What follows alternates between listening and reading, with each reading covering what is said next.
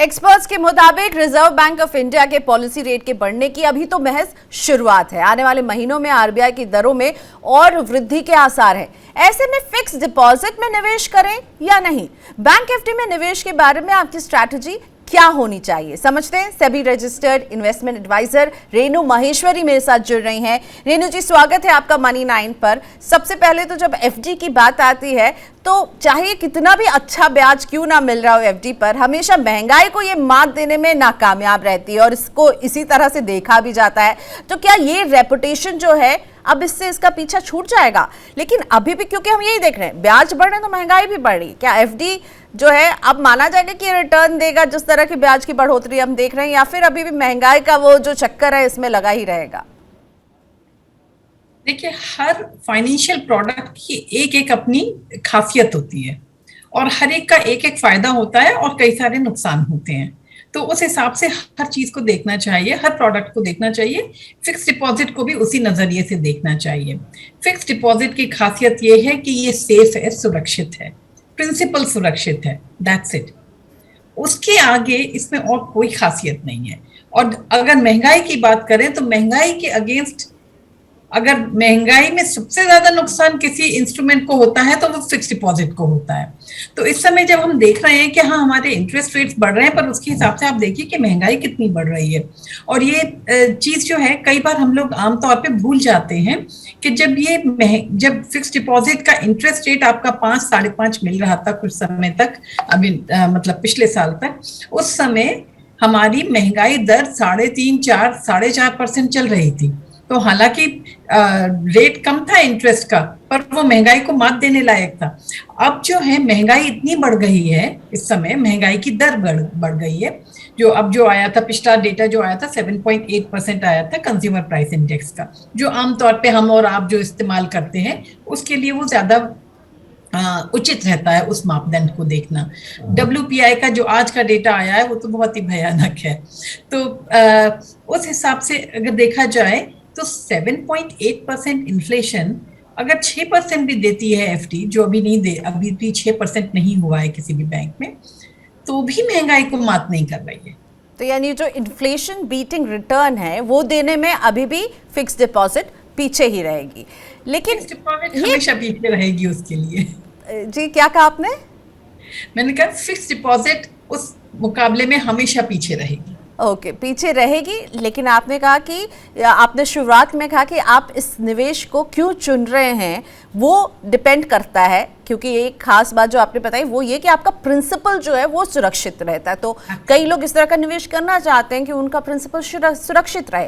तो बतौर एडवाइजर आप किस एज ग्रुप के लोगों को कहती हैं कि उन्हें फिक्स डिपॉजिट को चुनना चाहिए, उनके निवेश का वो कितना हिस्सा होना चाहिए, साथ ही में मतलब किस तरह से उसके ड्यूरेशन को चुने, किस इनकम के कैटेगरी के लोगों को चुने? यानी अगर मैं कहूं कि आप मुझे बताइए कि किस तरह के इन्वेस्टर को चुनना चाहिए, फिक्स डिपॉजिट को अपने पोर्टफोलियो में शामिल करना चाहिए और किस तरह से करना चाहिए? अच्छा, इसमें मेरा हमेशा एक राय है हम लोगों की कि फिक्स डिपॉजिट सभी के लिए उपयोगी है। ओके।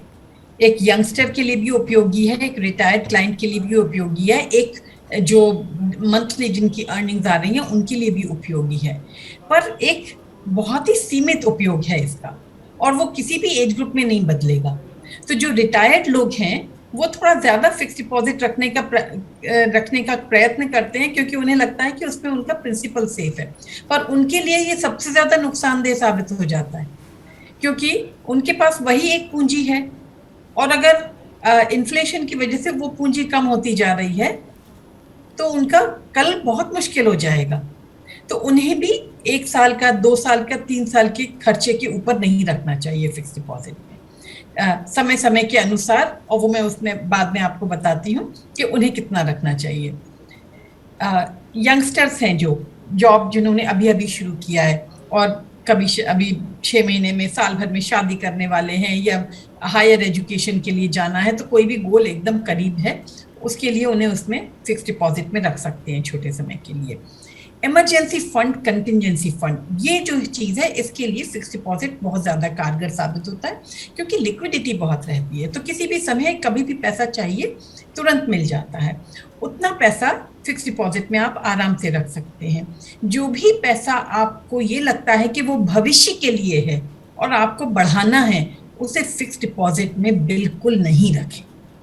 ओके, मतलब आप ग्रोथ के नजरिए से नहीं रखेंगे, आप ये आपको वो रिटर्न के नजरिए से नहीं, वो पैसे हैं जो आप सुरक्षित रखना चाहते हैं, और अगर उसमें थोड़ा जो रिटर्न मिल रहा है वो मिल रहा है, लेकिन आप इस पैसे को सुरक्षित रखना चाहते हैं और आप ये एश्योरेंस चाहते हैं कि मुझे शॉर्ट टर्म में ये वापस मिल जाएगा ये पैसा।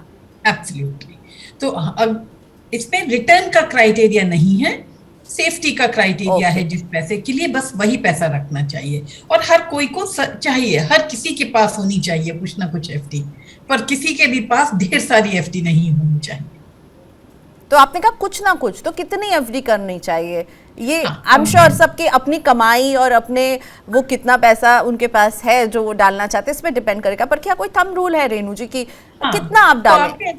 बिल्कुल, आपकी इमरजेंसी फंड मतलब 3 महीने का खर्चा रख सकते हैं आप उसमें। ठीक है। घर में बुजुर्ग हैं, उनकी इलाज पानी का जो खर्चा हो सकता है कभी भी अचानक, उतना और ऐड कर लीजिए उसमें, वो रख लीजिए। और जो रिटायर्ड हैं वो साल भर का खर्चा इस समय रख सकते हैं फिक्स डिपॉजिट में। ठीक है। और जो यंगस्टर्स हैं वो 3 महीने के खर्चे के हिसाब से या 6 महीना जो उनका कंटिजेंसी फंड है वो पैसा यहाँ पर पार्क कर सकते हैं। अब सवाल उठता है रेणु जी की बैंक्स दे रहे हैं फिक्स डिपॉजिट, कई अब नॉन फाइनेंशियल बैंकिंग एनबीएफसीज जो हैं वो दे रही हैं, कई निजी कंपनियों की भी एफडी हैं, और कई निजी कंपनियों के तो ऐसे एफडी हैं जो बहुत ज़ोरदार ब्याज का आपको वादा भी करते हैं। इनमें से कौन सा विकल्प चुनना चाहिए अगर किसी को एफडी में, जैसे आपने बताया कि आप शॉर्ट टर्म के लिए लीजिए, कुछ पैसे वहाँ पर डालिए, कहाँ से आप एफडी करने की सलाह देती हैं? हम लोग हमेशा बैंक की एफडी की सलाह देते हैं, और बैंक भी नेशनलाइज्ड या आरबीआई रेगुलेटेड बैंक्स जो हैं, क्योंकि इनमें पैसा सुरक्षित है, कभी भी हमें इसमें पैसे की प्रति एक खतरा नहीं होता है। अभी आपने ही समाचार में बताया कि एक और सहकारी बैंक में तकलीफ हो गई है और लोगों का पैसा अटक गया है उसमें। तो जिस इंस्ट्रूमेंट की यूटिलिटी ही यही है कि वो सेफ रहे, तो उसमें रिस्क लेने की कोई जरूरत नहीं है, क्योंकि अगर आपको ब्याज दर ज्यादा मिलती है तो उसमें खतरा भी है, और जो खतरा है वो उस ब्याज दर की जो एक्स्ट्रा आपको जो बेनिफिट मिल रहा है उसके मुकाबले बहुत ज्यादा है। मतलब ये कि आपका पैसा पूरी तरह गायब हो सकता है, आपको मिले ही नहीं वो, या 5 साल के लिए अटक जाए या 4 साल के लिए अटक जाए।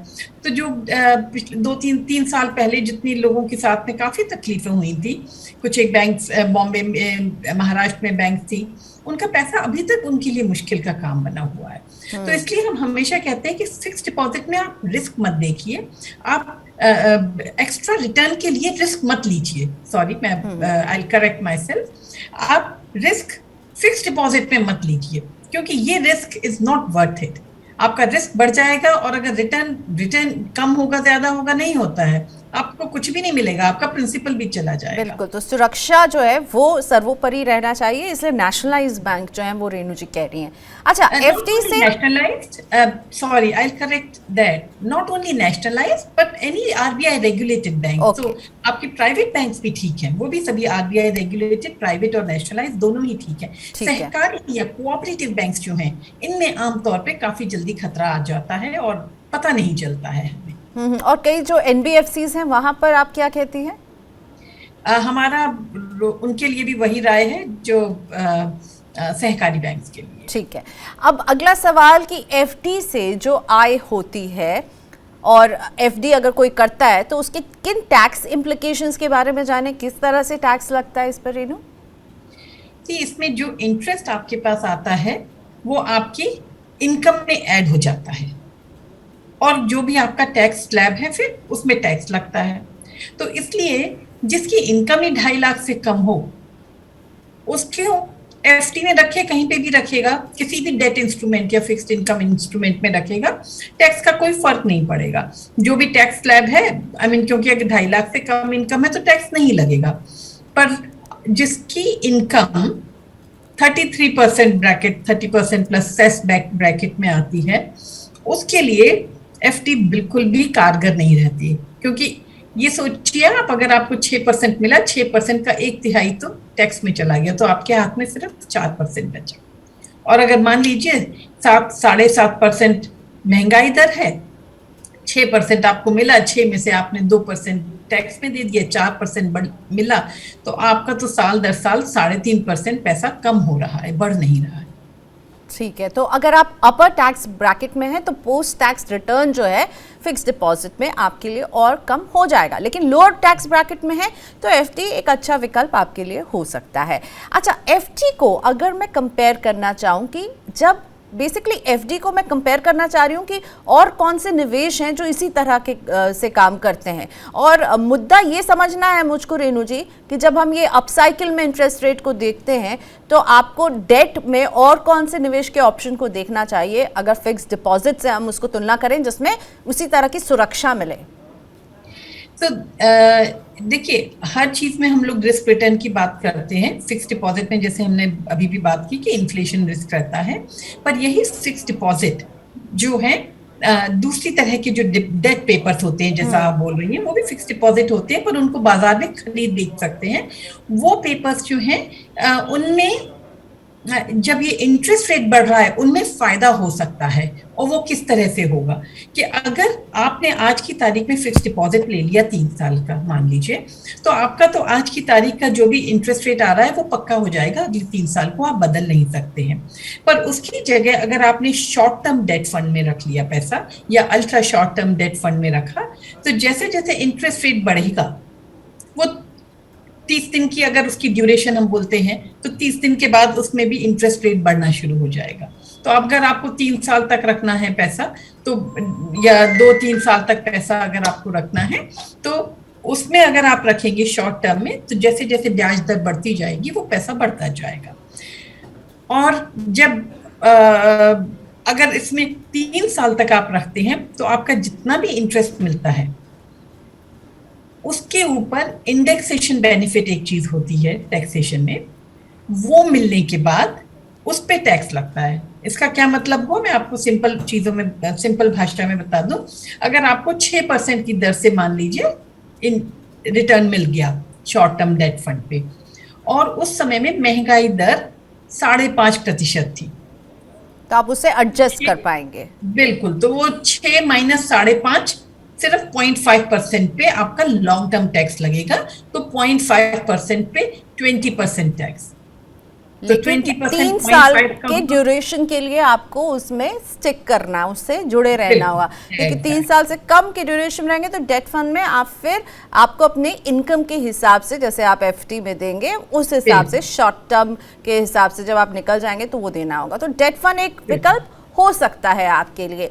बहुत अच्छा विकल्प है इस समय। ठीक है, लेकिन 3 साल आपको 3 साल का कमिटमेंट उसके लिए देना पड़ेगा। देखिए, 2 चीजें हैं ना इसमें, हमें 2 चीजों के फायदे मिल रहे हैं शॉर्ट टर्म डेट फंड में। एक तो इंटरेस्ट रेट जो बढ़ता जाएगा तो हमें बढ़ता हुआ इंटरेस्ट रेट मिलेगा, और दूसरा टैक्स का फायदा।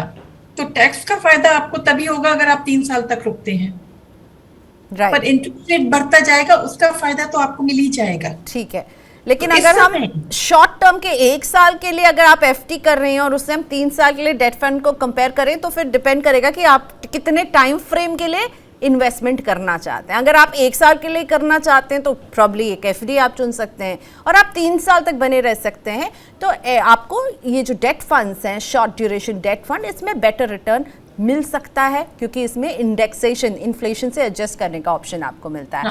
प्रियंका, इसमें एक चीज और मैं जोड़ना चाहूंगी। आप जो कह रही है ना 1 साल के लिए इस समय, तो आज की तारीख में अगर मैं एफडी करूंगी, आज की तारीख में मैं एफडी नहीं करना चाहूंगी 1 साल और 1.5 साल की, क्योंकि आरबीआई शायद इंटरेस्ट रेट फिर और बढ़ेंगे। बिल्कुल, हमारा ये अंदाज है कि इंटरेस्ट रेट और बढ़ेंगे, तो मेरी एफडी तो आज के रेट पे लॉक हो जाएगी। तो आप कितना टाइम ड्यूरेशन के लिए एफडी को अभी चुनने के लिए कहेंगी? अभी के लिए 3 महीने 6 महीने। ओके, एकदम शॉर्ट ड्यूरेशन, 3 महीने 6 महीने। अच्छा, एक सवाल मैं और पूछना चाहती हूँ कि अगर किसी की ऑनगोइंग फिक्स डिपॉजिट है बैंक ए से, और उसे लग रहा है कि बैंक बी में मुझे बेटर रिटर्न मिल रहा है, और वो अगर इसे बीच में ब्रेक करके शिफ्ट करना चाहते हैं, तो उन लोगों को आप क्या सलाह देंगी?